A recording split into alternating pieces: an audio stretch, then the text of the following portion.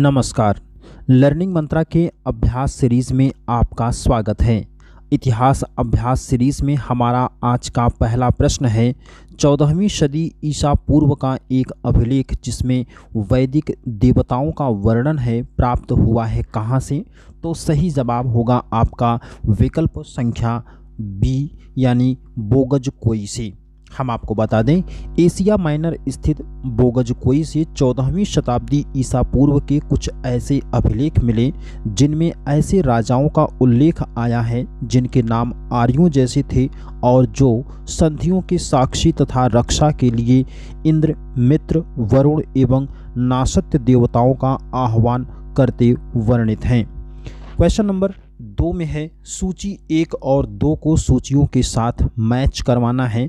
यहाँ पर आप जब मैच करवाएंगे तो आपका सही जवाब हो जाएगा विकल्प संख्या बी यानी कि 2, 3, 4, 1। आपको बता दें हड़प्पा रावी नदी के तट पर स्थित है जबकि इंद्रप्रस्थ से कुछ दूरी पर स्थित हस्तिनापुर गंगा नदी के किनारे अवस्थित है और नागार्जुन कोंडा आंध्र प्रदेश का प्रमुख नगर कृष्णा नदी के तट पर अवस्थित है। पैठन या पोतन यह भी दक्षिण मध्य भारत का प्रमुख व्यापारिक केंद्र था जो गोदावरी नदी के तट पर स्थित है। क्वेश्चन नंबर 3 ऋग्वेद में उल्लिखित प्रसिद्ध 10 राजाओं का युद्ध किस नदी के किनारे पर लड़ा गया। सही जवाब होगा परशुड़ी नदी के किनारे विकल्प संख्या ए। क्वेश्चन नंबर 4 में है कश्मीर में कनिष्क के शासन काल में जो बौद्ध संगीति आयोजित हुई थी उसकी अध्यक्षता निम्नलिखित में से किसने किया था। तो सही जवाब होगा आपका वसुमित्र विकल्प संख्या डी। क्वेश्चन नंबर 5 में है चोलों का राज्य किस क्षेत्र में फैला था। तो सही जवाब होगा विकल्प संख्या डी कोरोमंडल तट और दक्कन के कुछ भाग। चोलों के बारे में प्रथम जानकारी पाणिनिकृत अष्टाध्यायी से प्राप्त होती है। यहाँ पर एक तथ्य आप याद रख सकते हैं कि अष्टाध्यायी किसकी पुस्तक है तो वो है पाणिनि की। इस विषय में जानकारी के अन्य स्रोत कात्यायनकृत, वर्तिक, महाभारत, संगम साहित्य, पेरिप्लस ऑफ इरिथ्रियन सी एवं टालमी का उल्लेख इत्यादि। चोल राज्य आधुनिक कावेरी नदी घाटी, कोरोमंडल, तिरुचिरापल्ली, तंजौर तक विस्तृत था। इनकी पहली राजधानी उत्तरी मंडलूर, कालांतर में उरैयूर और तंजावुर चोलों की राजधानियां बनी। चोल राजवंश का प्रारंभिक इतिहास संगम युग से प्राप्त होता है। पूर्व मध्यकाल में चोल सत्ता का संस्थापक विजयालय था। विजयालय ने तंजौर को अपनी राजधानी बनाया और नरकेसरी की उपाधि धारण की थी। क्वेश्चन नंबर 6 में है निम्नलिखित वक्तव्यों पर विचार कीजिए और नीचे दिए गए कूट से सही उत्तर चुनिए। तो यहाँ पर कथन और कारण दिए गए हैं। कथन कहता है कुशीनगर मल्ल गणतंत्र की राजधानी थी जबकि कारण कहता है महात्मा बुद्ध का परिनिर्वाण कुशीनगर में हुआ था। तो यहाँ पर आपको कूट की सहायता से सही जवाब आपको देना है। तो यहाँ पर सही आंसर हो जाएगा विकल्प संख्या बी। कथन और कारण दोनों सही हैं लेकिन कारण कथन की सही व्याख्या नहीं करता है। 16 महाजनपदों में से एक मल्ल गणराज्य की राजधानी कुशीनगर थी। यहीं पर महात्मा बुद्ध को 483 ईसा पूर्व में महापरिनिर्वाण प्राप्त हुआ था। वर्तमान समय में कुशीनगर की पहचान देवरिया जिले में कसया नामक स्थान से की जाती है। क्वेश्चन नंबर 7 में है मलूक दास एक संत कवि थे, कहाँ के रहने वाले थे। सही जवाब होगा कड़ा के विकल्प संख्या डी। क्वेश्चन नंबर 8 में है भारत के धार्मिक इतिहास के संदर्भ में निम्नलिखित कथनों पर विचार कीजिए। तो यहाँ पर आपको 2 कथन दिए गए हैं और इनके दोनों कथनों को आप ध्यान से पढ़ेंगे और उसके बाद जब सही जवाब लगाएंगे तो आंसर आपका होगा विकल्प संख्या बी केवल 2 है।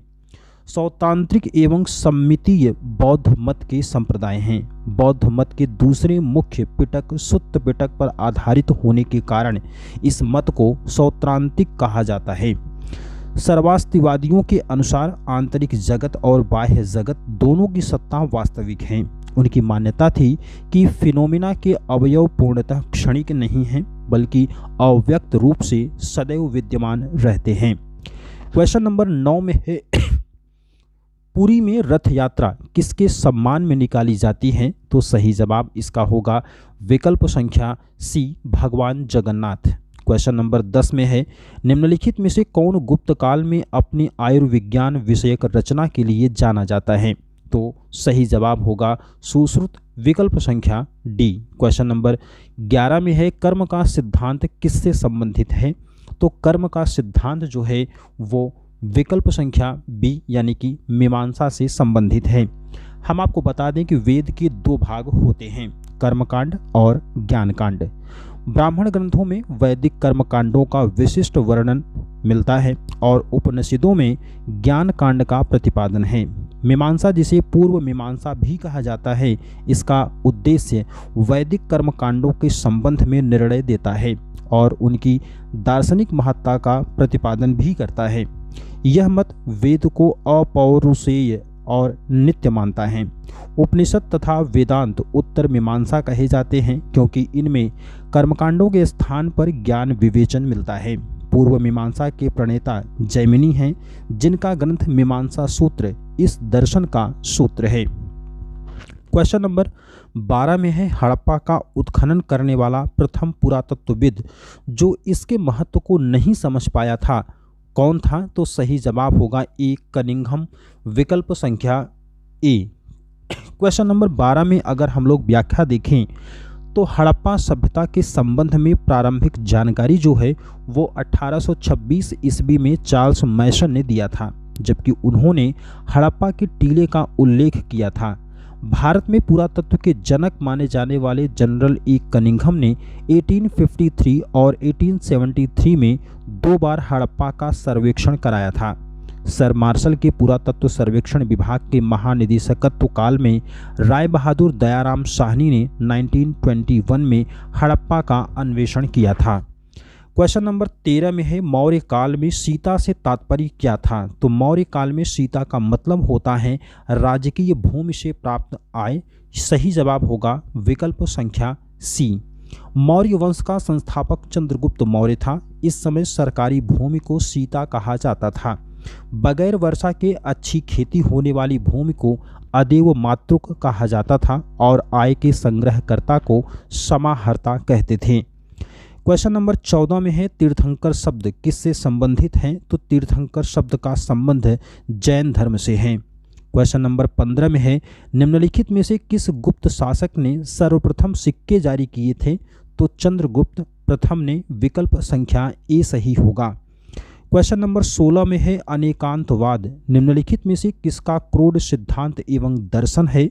तो सही जवाब होगा विकल्प संख्या बी, जैन मत। क्वेश्चन नंबर 17 में है, निम्नलिखित में से कौन सिकंदर के साथ भारत नहीं आया था?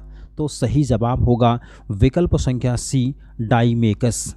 क्वेश्चन नंबर 14 में है, गुप्त काल में लिखित संस्कृत नाटकों में स्त्री और शूद्र बोलते हैं कौन सी भाषा? तो सही जवाब होगा प्राकृत भाषा, विकल्प संख्या बी। क्वेश्चन नंबर 19 में है, चीनी यात्री ह्वेन सांग ने किस शासक के समय भारत की यात्रा की थी? सही जवाब होगा हर्ष के समय में, हर्षवर्धन के शासनकाल में, विकल्प संख्या बी। क्वेश्चन नंबर 20 में है, निम्नलिखित में से कौन मौर्य युगीन अधिकारी तौल माप का प्रभारी था? तो सही जवाब होगा विकल्प संख्या ए, पौतवाध्यक्ष। क्वेश्चन नंबर 21 में है, बुद्ध का किसके सिक्कों पर अंकन हुआ है? तो आंसर आपका हो जाएगा विकल्प संख्या बी। यहाँ पर आपको बता दें, मौर्य सम्राट अशोक के पश्चात कनिष्क बौद्ध धर्म का प्रबल समर्थक सिद्ध हुआ। कनिष्क ने महायान को अपना राजधर्म स्वीकार किया। कनिष्क के सिक्कों पर यूनानी ढंग से खड़े और कुछ पर भारतीय ढंग से बैठे बुद्ध की आकृतियां हैं। ये सिक्के उसके बौद्ध धर्म के प्रति समर्पण को द्योतित करते हैं। विम कटभिसस के सिक्कों पर शिव और नंदी के चित्र मिले हैं, जो उसके शैवोपासक होने का प्रकट करता है। नहपान और बुद्ध गुप्त के सिक्कों पर कोई धार्मिक चिन्ह नहीं मिलता है। क्वेश्चन नंबर 22 में है, सार्थवाहक किसे कहते हैं? तो सार्थवाहक किसे कहा जाता है? आंसर होगा व्यापारियों के काफिले को।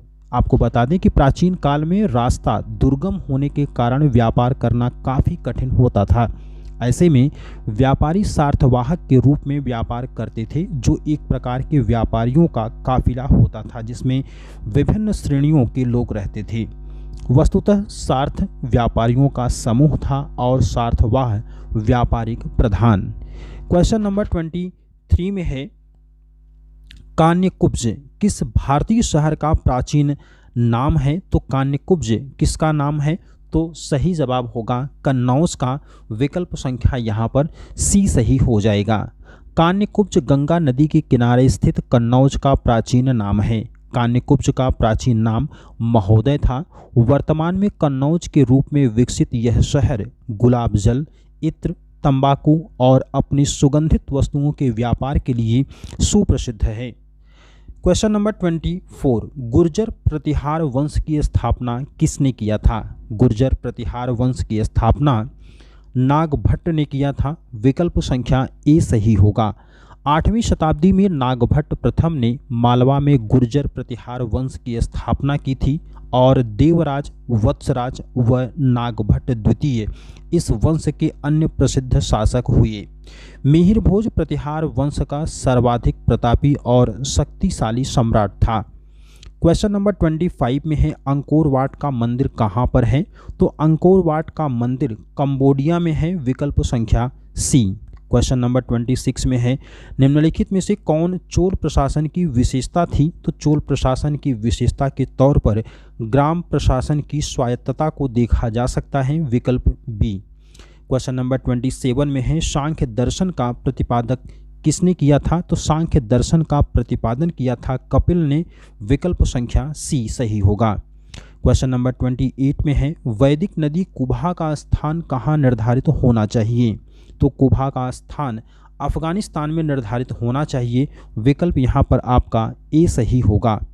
क्वेश्चन नंबर 29 में है, सूची 1 और 2 को मिलाना है। हड़प्पी स्थल और स्थिति को दिया गया है। दोनों को जब आप मैच करवाएंगे तो आंसर इसमें आपका सही हो जाएगा। विकल्प संख्या सी यानी कि 3412। क्वेश्चन नंबर 30 में है, क्वेश्चन नंबर 31 में एक बार अगर आप व्याख्या मैच कराएंगे तो मांडा जो है वो जम्मू कश्मीर में है, दायमाबाद महाराष्ट्र में, कालीबंगा राजस्थान और राखीगढ़ी हरियाणा में। क्वेश्चन नंबर 30 में है, यूनानी, कुषाण एवं शकों में से कई ने हिंदू धर्म के स्थान पर बौद्ध धर्म को अपनाया, क्योंकि इसका कारण क्या रहा है? तो आंसर आपका इसमें सही होगा।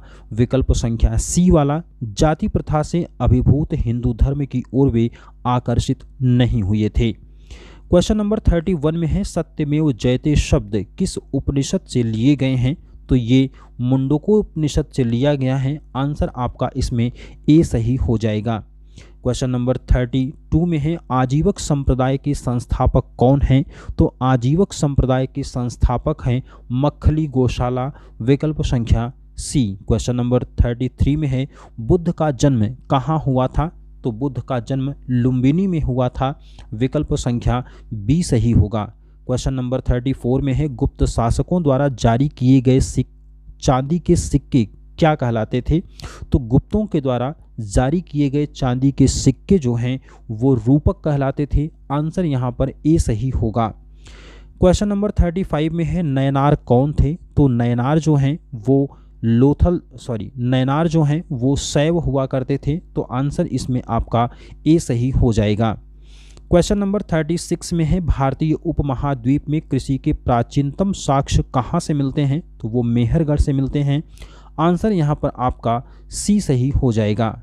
क्वेश्चन नंबर 37 में है, वह इतावली यात्री जिसमें विजयनगर साम्राज्य का अत्यंत प्रशंसात्मक वर्णन किया है वह कौन है? तो सही जवाब यहाँ पर होगा आपका निकोलो कोंटी। विकल्प संख्या बी। क्वेश्चन नंबर 38 में है, सूची 1 और 2 को मिलाना है। एक तरफ आपको राजा दिया गया है और दूसरी तरफ उनका राज्य दिया गया है। तो सही जवाब आपका कूट की सहायता से लगाएंगे तो आंसर आपका सी सही हो जाएगा। 3241। क्वेश्चन नंबर 39 में है, कल्हड़ की राज तरंगड़ी को किसने आगे बढ़ाया था? तो इसमें जोनराज और श्रीवर का नाम आता है। आंसर आपका इसमें डी सही हो जाएगा। कल्हड़ ने राजतरंगिणी की रचना जय सिंह के शासन काल में शुरू किया, जिसको जोनराज, प्रजाभट्ट और श्रीवर ने आगे बढ़ाया था। राजतरंगिणी के कुल 8 तरंगों में प्रथम 3 में कश्मीर का इतिहास है और इसके बाद के तरंगों में कारकोट, उत्पल एवं लोहर वंश का इतिहास वर्णित है। जोनराज एवं श्रीवर द्वारा द्वितीय राजतरंगिणी में 1149 ईस्वी से 1450 ईस्वी तक के कश्मीर के इतिहास का वर्णन है। श्रीवर के राजतरंगिणी से 1149 से 1386 तक के कश्मीर के इतिहास की जानकारी प्राप्त होती है।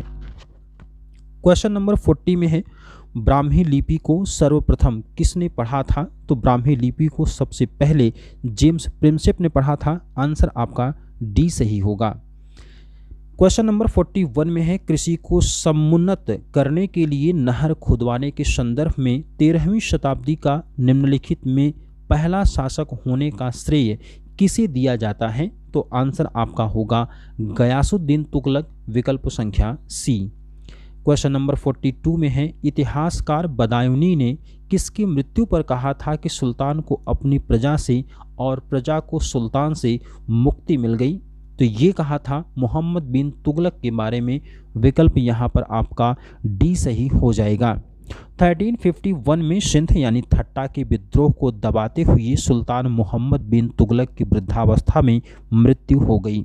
उसकी मृत्यु पर प्रसिद्ध इतिहासकार बदायूनी ने लिखा था कि सुल्तान को अपनी प्रजा से और प्रजा को अपने सुल्तान से मुक्ति मिल गई। क्वेश्चन नंबर 43 में है, स्वतंत्र सिख राज्य का संस्थापक कौन था? तो सही जवाब होगा विकल्प संख्या डी, महाराजा रणजीत सिंह। क्वेश्चन नंबर 44 में है, अयोध्या स्थित बाबरी मस्जिद का निर्माण किसने कराया था? तो आंसर आपका होगा मीर बांकी, विकल्प संख्या डी। क्वेश्चन नंबर 45 में है, सबसे सशक्त पेशवा कौन था? तो आंसर इसमें सबसे सशक्त पेशवा के रूप में है बाजीराव प्रथम, विकल्प संख्या बी। सबसे सशक्त पेशवा बाजीराव प्रथम था। इसे 72 लड़ाइयों के विजेता के रूप में मान्यता प्राप्त है। इसे लड़ाकू पेशवा भी कहते हैं। एक मुस्लिम महिला मस्तानी के संबंध होने के कारण इसे बाजीराव मस्तानी भी कहा जाता है। बाजीराव प्रथम ने हिंदू पदशाही का आदर्श रखा था। क्वेश्चन नंबर 46 में है, निम्नलिखित में से किस सूफी संत के विचारों को सिखों के धर्म ग्रंथ आदि ग्रंथ में संकलित किया गया है? सही जवाब है इसमें फरीदुद्दीन गंज ए शंकर, विकल्प संख्या सी यहाँ पर सही होगा। क्वेश्चन नंबर 47 में है, भारत में बीबी का मकबरा कहाँ पर स्थित है? तो बीबी का मकबरा जो है वो औरंगाबाद में स्थित है। विकल्प संख्या बी सही होगा। आपको बता दें, बीबी का मकबरा मुगल सम्राट औरंगजेब की पत्नी राबिया दुर्रानी उर्फ दिलरास बानो बेगम का एक सुंदर मकबरा है। यह मकबरा महाराष्ट्र के औरंगाबाद में स्थित है। इसका निर्माण 1651 से 1661 के दौरान करवाया गया था। क्वेश्चन नंबर 48 में है, शिवाजी ने पुरंदर की संधि 1665 किस मुगल सेना नायक के साथ हस्ताक्षरित किया था? सही जवाब है जय सिंह के द्वारा, विकल्प बी। क्वेश्चन नंबर 49 में है, बेरोजगारों के सहायतार्थ निम्नलिखित में से किसने रोजगार कार्यालय की स्थापना की थी? तो रोजगार कार्यालय की स्थापना किया था फिरोज शाह तुगलक ने, विकल्प डी सही होगा। क्वेश्चन नंबर 50 में है, निम्नलिखित में से किस लेखक ने अकबर के दीन ए इलाही को उनकी मूर्खता की न कि बुद्धिमत्ता की स्मारक कहा? आंसर होगा इसमें विंसेंट ने, विकल्प संख्या बी। क्वेश्चन नंबर 51 में है, निम्नलिखित में से कौन सा युग्म सुमेलित नहीं है? यहाँ पर आपको गलत मेल बताना है। तो शेख निजामुद्दीन औलिया का मकबरा अजमेर में नहीं है। आपको बता दें, शेख निजामुद्दीन औलिया का वास्तविक नाम मोहम्मद बिन अहमद बिन दानियाल अल बुखारी था। इनका जन्म बदायूं में 1236 ईस्वी में हुआ था। उन्होंने अपने जीवन काल में दिल्ली के 7 सुल्तानों का शासन देखा। 1325 में शेख निजामुद्दीन औलिया की मृत्यु हुई। इन्हें गियासपुर दिल्ली में दफनाया गया। इनके शिष्यों में अमीर खुसरो और अमीर हसन देहलवी प्रमुख थे। प्रश्न संख्या 52 में है, अमीर खुसरो का जन्म कहाँ हुआ था? तो अमीर खुसरो का जन्म एटा में हुआ था। आंसर आपका सी सही होगा। क्वेश्चन नंबर 53 में है, निम्नलिखित में से किस मध्यकालीन शासक के सार्वजनिक वितरण प्रणाली प्रारंभ की थी? तो किस शासक ने सार्वजनिक वितरण प्रणाली को प्रारंभ किया था? तो अलाउद्दीन खिलजी ने किया था। आंसर आपका ए सही होगा।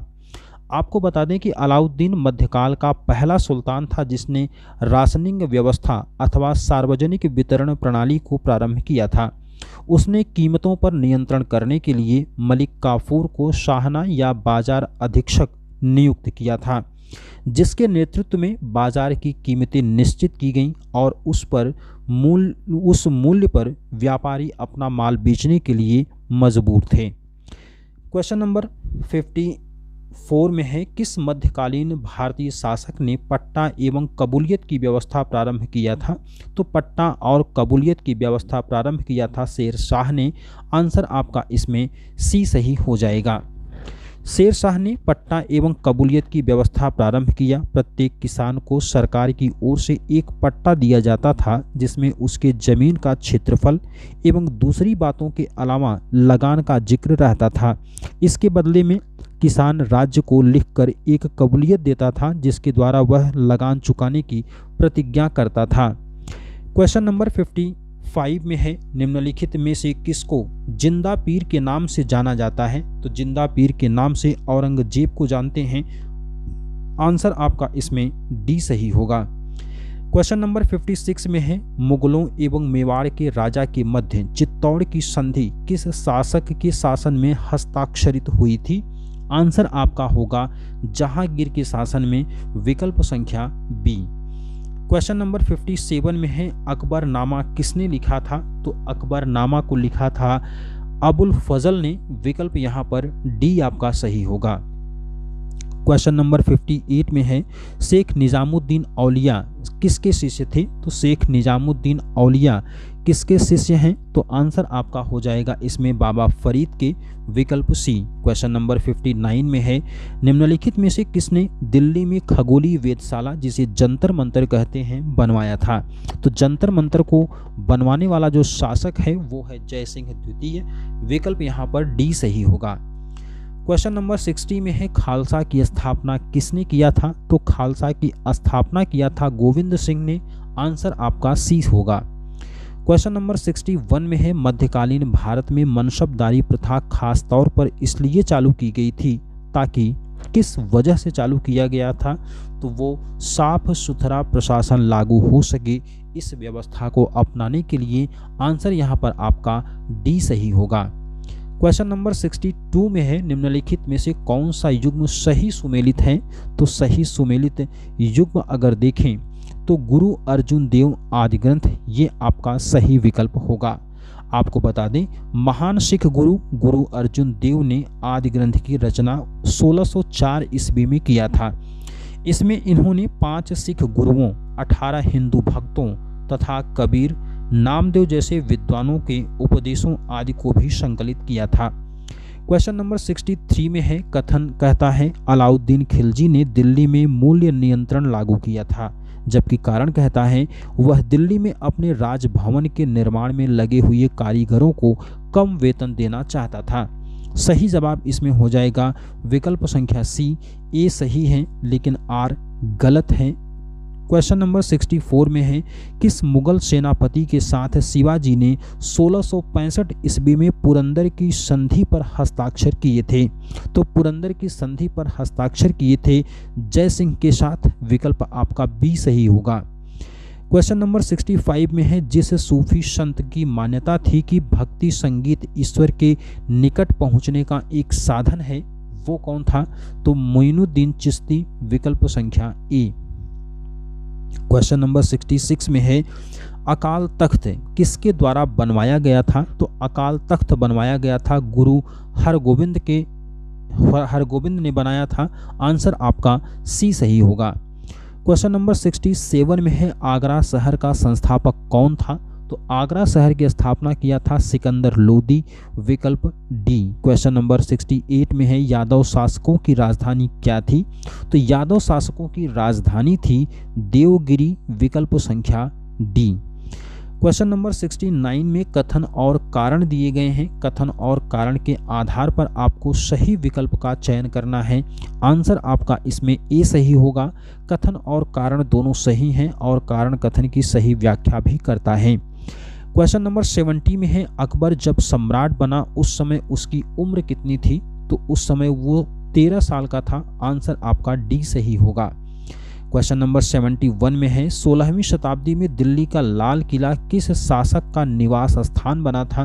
तो किसका स्थान बना था? ये मुगल शासकों का स्थान बना था। आंसर आपका इसमें डी सही हो जाएगा।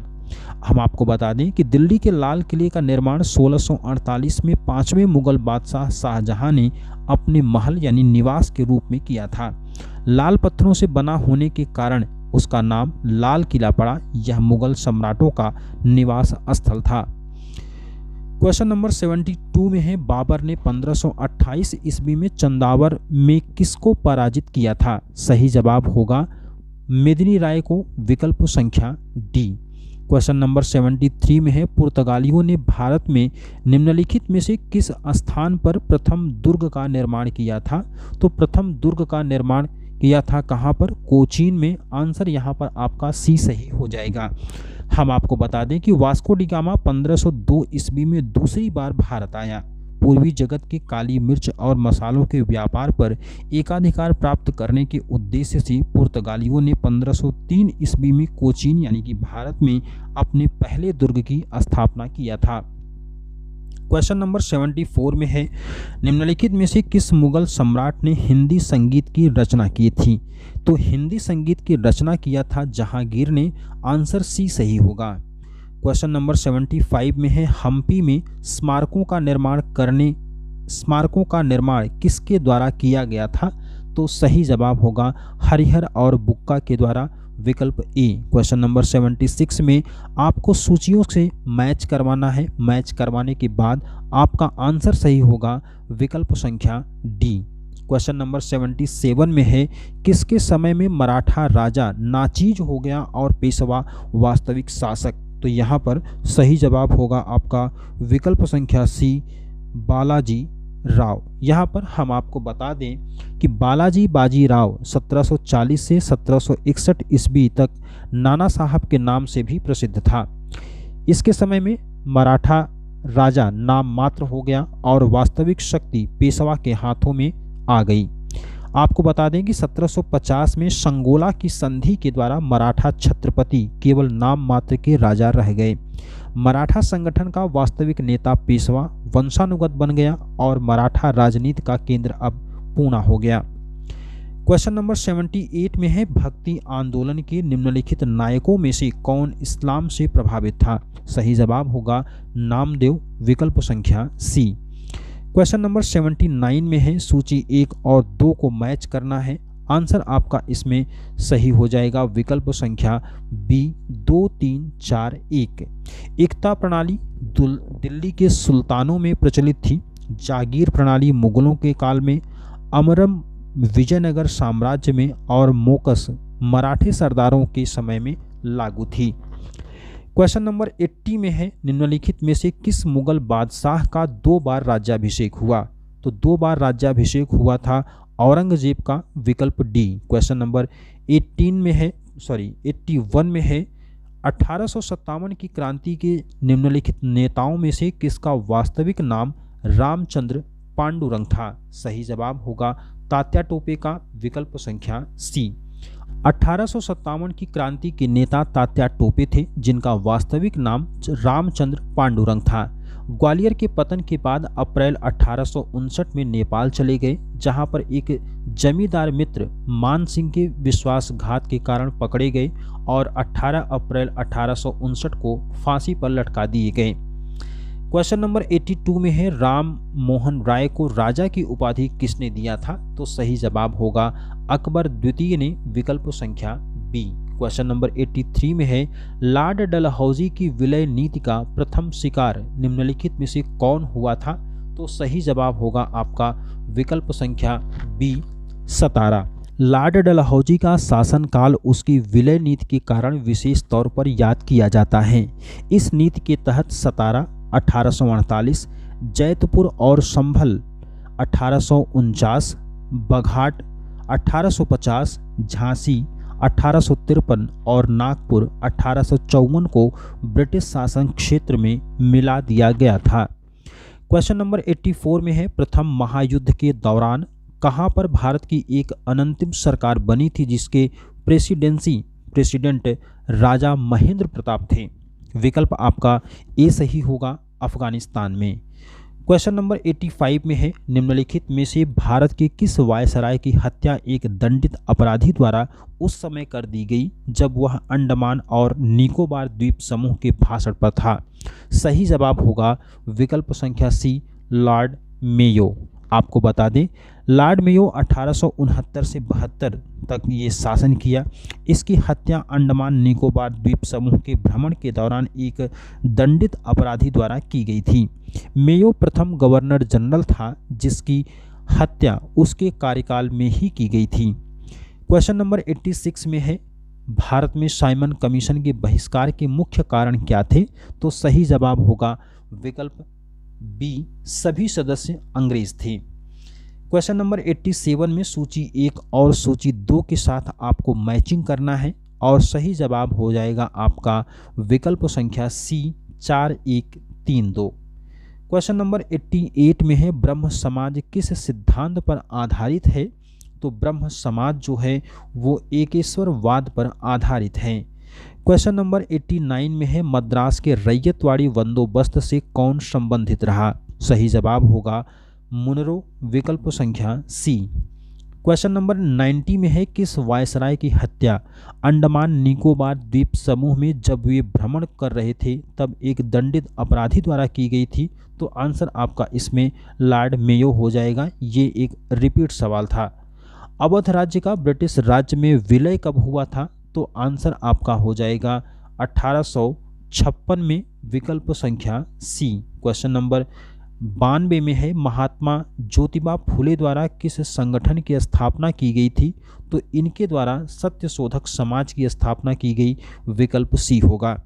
1873 में ज्योतिबा फुले सत्य शोधक सभा यानी सत्य को खोजने वाली समाज बनाया था जिसका उद्देश्य था कि समाज के कमजोर वर्ग को सामाजिक न्याय दिला सके। उन्होंने सभी वर्णों के अनाथों और स्त्रियों के लिए अनेक पाठशालाएं और अनाथालय खोले थे।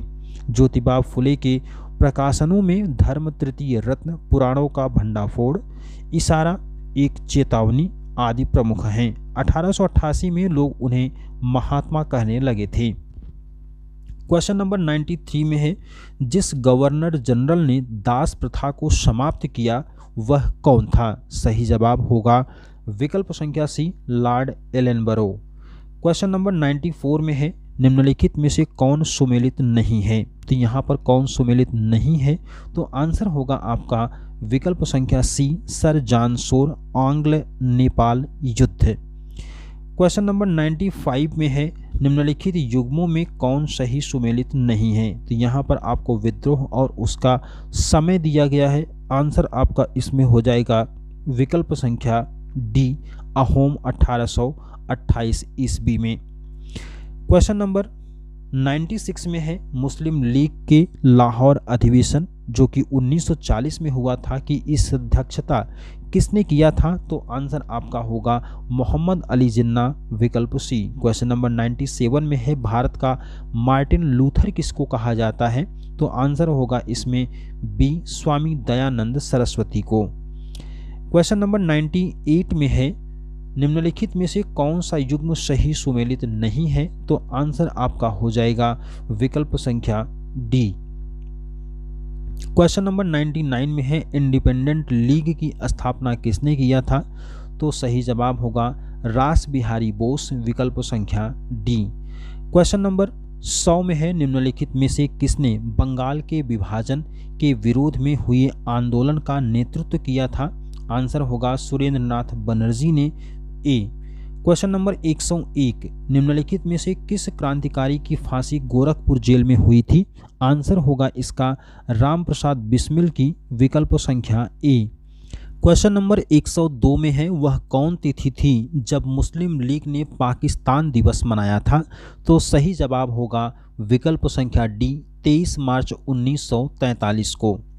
क्वेश्चन नंबर 103 में दो सूचियां दी गई हैं, एक तरफ समाचार पत्र और दूसरी तरफ संपादक हैं, तो सही जवाब इसमें आपका हो जाएगा। कोड की सहायता से आंसर मिलाएंगे तो विकल्प संख्या बी सही होगा, 3 2 1 4। क्वेश्चन नंबर 104 में है, वह कौन था जिसने गदर पार्टी को स्थापित किया था? तो गदर पार्टी को स्थापित करने वाले थे लाला हरदयाल, विकल्प ए।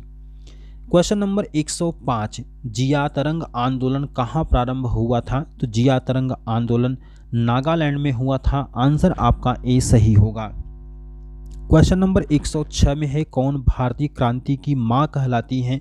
तो आंसर हो जाएगा आपका भीखाजी रुस्तम कामा, विकल्प संख्या डी। क्वेश्चन नंबर 107 में है, निम्नलिखित में से किसने 1920 के नागपुर के भारतीय राष्ट्रीय कांग्रेस के अधिवेशन में असहयोग के प्रस्ताव को प्रस्तावित किया था? सही जवाब हो जाएगा आपका विकल्प संख्या ए, सी आर दास ने। क्वेश्चन नंबर 108 में है, 1940 में रेडिकल डेमोक्रेटिक पार्टी का गठन किसने किया था? तो सही जवाब होगा आपका विकल्प संख्या बी, एम एन राय। आपको बता दें कि 1940 में रेडिकल डेमोक्रेटिक पार्टी की स्थापना एम एन राय ने कलकत्ता में किया था।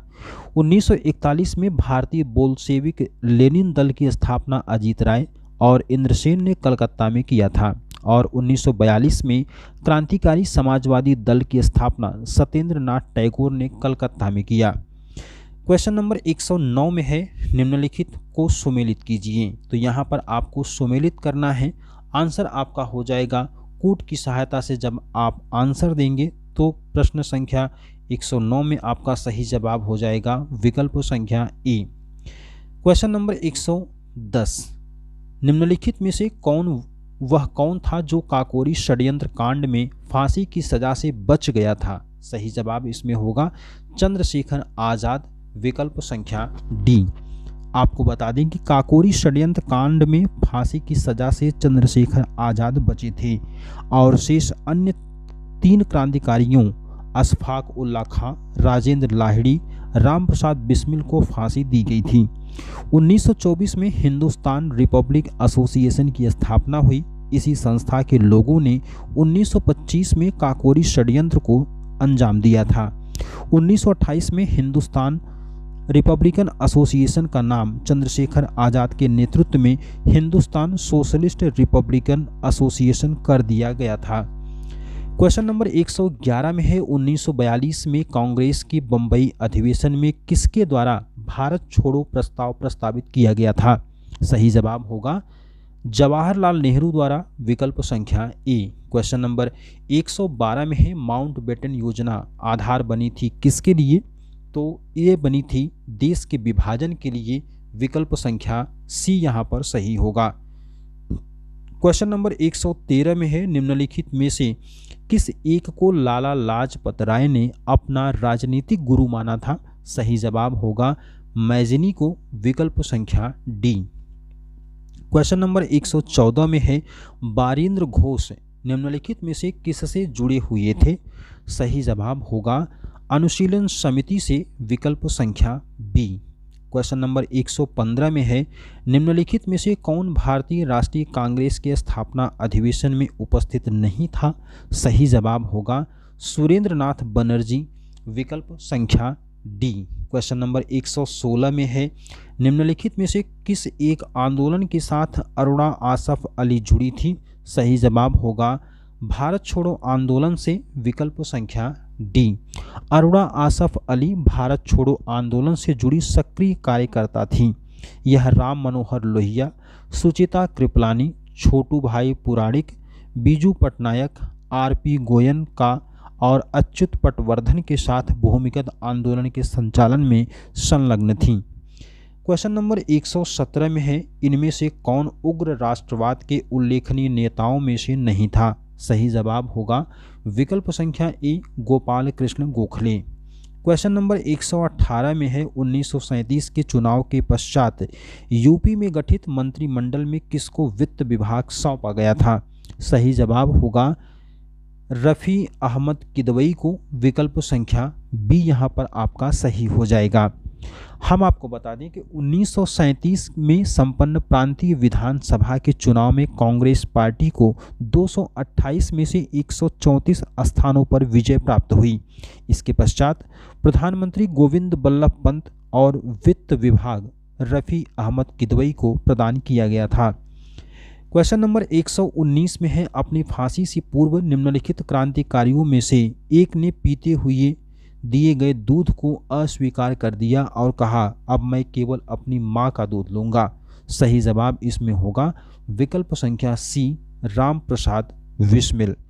अब मैं केवल अपनी मां का दूध लूंगा, यह कथन जो है वो राम प्रसाद बिस्मिल का था। उन्होंने फांसी से पूर्व ही यह कहते हुए दूध पीने से इनकार कर दिया था। उन्हें गोरखपुर जेल में फांसी दी गई थी। क्वेश्चन नंबर 120 में है निम्नलिखित में से किसने महाराष्ट्र के गणपति उत्सव का ऐसा कायाकल्प किया कि वह एक राष्ट्रीय उत्सव हो गया और उसका स्वरूप राजनैतिक? सही जवाब इसमें होगा बाल गंगाधर तिलक ने। विकल्प संख्या डी। क्वेश्चन नंबर 121 में है महात्मा गांधी ने प्रथम सत्याग्रह अभियान चलाया था कहाँ पर? तो आंसर आपका हो जाएगा चंपारण में। विकल्प संख्या सी। क्वेश्चन नंबर 122 में है आज़ाद हिंद फौज का विचार किसने सुझाया था? तो इसमें आंसर होगा मोहन सिंह ने। विकल्प संख्या ए। क्वेश्चन नंबर 123 में है महात्मा गांधी के चंपारण सत्याग्रह का किसने विरोध किया था? तो आंसर आपका होगा राजकुमार शुक्ल ने। विकल्प संख्या सी। क्वेश्चन नंबर 124 में दो सूचियां दिए गए हैं। सूची 1 में संगठन और सूची 2 में संस्थापक दिया गया है। सही जवाब हो जाएगा आपका कोड की सहायता से आंसर लगाने पर विकल्प संख्या ए। अगला और आज का हमारा इस अभ्यास सीरीज में आखिरी सवाल है क्वेश्चन नंबर 125। यहाँ पर दिया है भारतीय स्वाधीनता संघर्ष से संबंधित निम्नलिखित घटनाओं को दिए गए कोड से उनके सही कालानुक्रम में चयनित कीजिए। तो यहाँ पर आपका सही आंसर जो होगा वो हो जाएगा विकल्प संख्या सी 4, 3, 2, 1। तो ये था हमारा इतिहास अभ्यास सीरीज में आज के महत्वपूर्ण 125 सवाल। ये सवाल आपके लिए महत्वपूर्ण हो सकते हैं क्योंकि इसमें उन्हीं सवालों को शामिल किया गया है जो आपकी परीक्षाओं में कभी न कभी पूछे गए हैं और इस बार भी पूछे जाने की प्रबल संभावना है। अगले वीडियो में हमारी आपकी फिर से मुलाकात होगी। तब तक के लिए जय हिंद, वंदे मातरम।